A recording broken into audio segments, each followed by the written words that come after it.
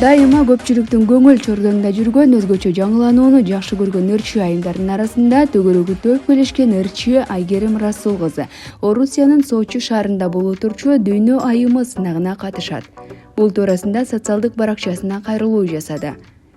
Урматтуу кыргыз элим, кадырлуу калкым, Россия Федерациясынын Сочи шаарында өтүүчү дүйнөлүк сулуу айымдардын Lady World дүйнө айымы сынагына катышканы турам. Бул сынакка 12 өлкөдөн 40 катышуучу чоң байгеге ат салышат. Ушул күнгө чейин элим үчүн, жерим үчүн ак эмгегимди жумшап аракеттенип келем.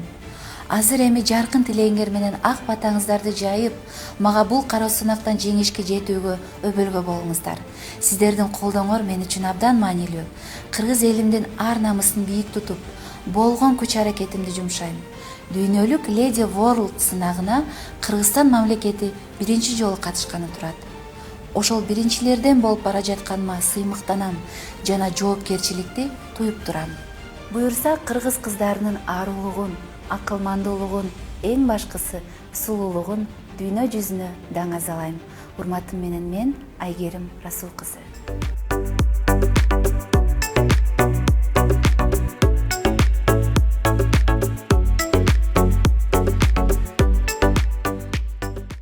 Кыргызстандын намысын коргогону жаткан ырчы айымга ийгиликтерди каалайбыз.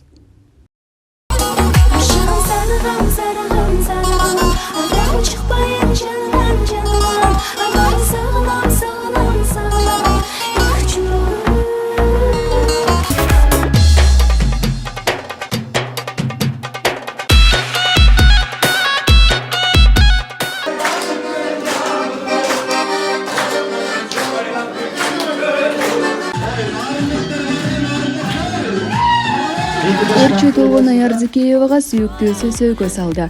Белгилей кетсек, 3-сентябрда ырчы Толгонай Арзыкееванын сөйкө салуу аземи болду. Анда сүйүктүүсү ата-энеси жакындары менен ырчынын үйүнө барып куда түшүп, сөйкө салып кетишкен. Ал эми ырчы Салидинас сөйкө салуу аземи гана болгонун, кыз узатуу башка күнү белгилене турганын ырастады.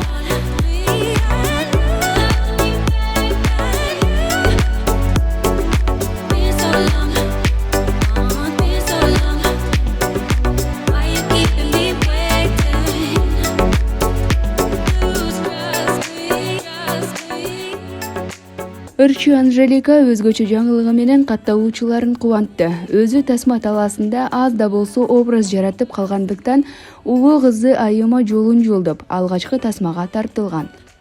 Ичимдеги сезимдер менен бөлүшкүм келип жатат. Кызым биринчи жолу чоң тасмага башкы ролдордун биринде тартылууда. Эне жүрөгү тасмасында 8 жашта эле. Азыр өз алдынча актриса катары дебюту. Айым кадыруу ролго кирип, классташы үчүн кейип, жардам бергиси келген образды жаратты. Мен бул жакта туруп ойлоп жибердим.